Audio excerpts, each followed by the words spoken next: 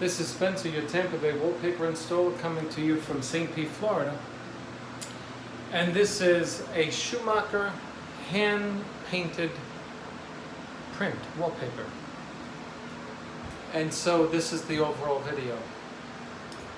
The installation is what I would call perfection, as perfect as I can get it.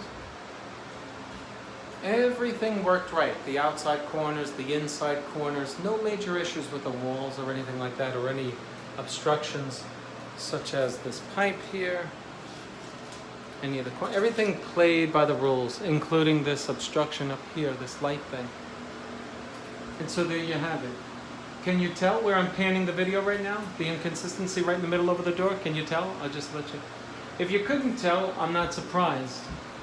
Oh, I just got to trim that little piece up there. Okay, so over the doorway is where my customer said, listen, I want the pattern to meet in all of the corners.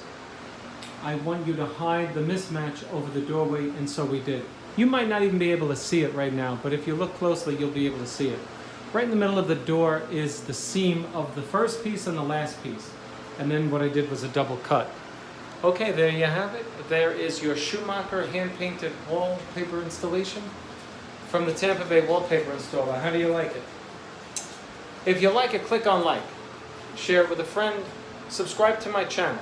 Thank you very much, and I will see you on the next one. I hope that you learned a couple of things from this wallpaper installation, a couple of the little tricks of the trade.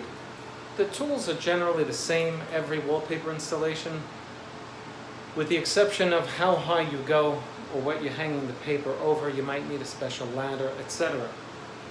And so there you have it. I hope you like it, and see you on the next one. Thanks a lot for watching my videos.